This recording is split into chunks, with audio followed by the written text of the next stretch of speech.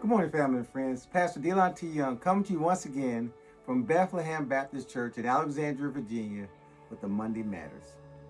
The basketball playoffs are going on right now. The NHL hockey playoffs are going on right now. And I was watching a while ago, I was watching a NFL game, NHL game, National Hockey League game. I was just watching the highlights, wasn't watching the full game. But I saw a clip from between Boston Bruins and the Buffalo Sabres. And the Buffalo Sabres player, he tripped the Boston Bruins, he slammed into the wall. And immediately that Boston Bruins player, he jumped up, skated over with the stick really fast, and struck the guy in his torso, in his middle area and so forth. Of course, he got ejected from the game and so forth because you're using your stick to fight is a significant violation in hockey. But I thought about that. I said, he reacted to something that happened to him. And I wonder, do we react or do we respond? Because see, there's a difference. Reaction is pure emotion, raw energy, just how we feel at the moment. We react. Respond is more intentional. We have a chance to think about it and meditate and consider what we're going to say or do. When we respond, it's maybe driven by our convictions. But I wonder, how often do we allow our reactions to drive what we say or do opposed to responding? Road rage. That's reaction, pure reaction. Someone cuts you off, you start chasing their car, you start giving them all type of hand signs, whatever the case may be. That's pure reaction. But when you're driving and someone cuts you off and you respond, you don't look in their direction, you just keep on driving and stay on your merry way, going to where you're going, where you need to go to. Even when we think about Marvel superheroes, the Hulk, he purely reacts, all based on rage and emotion.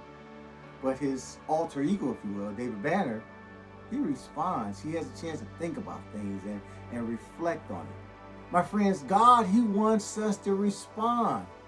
I think it was James, he says we should be quick to listen, slow to speak, and slow to get angry. We should be quick to listen, slow to speak, and slow to get angry. What James is saying is we should respond instead of react. I think Solomon writes in Proverbs, he says, a soft answer turns away wrath, but a harsh word, it stirs up anger. A soft answer turns away wrath, but a harsh word stirs up anger. Do we react or do we respond? Paul, he writes to the church in Galatia, he talks about the fruit of the Spirit: love, joy, peace, long-suffering, gentleness, goodness, faith, meekness, and temperance. Temperance is that self-control. That's that responding part that we want to grow into and start using.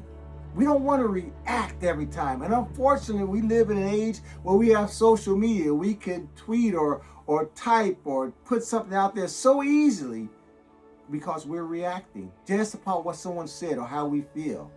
Whereas God's words wants us to respond and take a deep breath.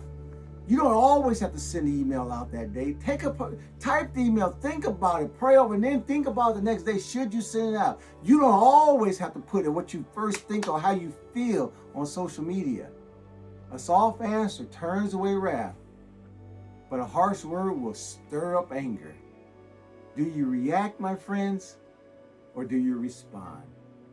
As we grow in our relationship with Christ, we want to get to a point where we start responding. We want to start thinking about what we want to say.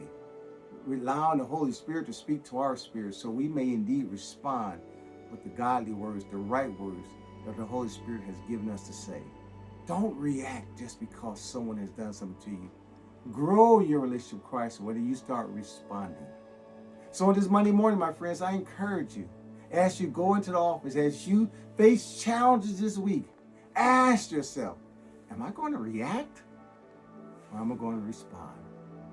God bless you, my friends. Be encouraged.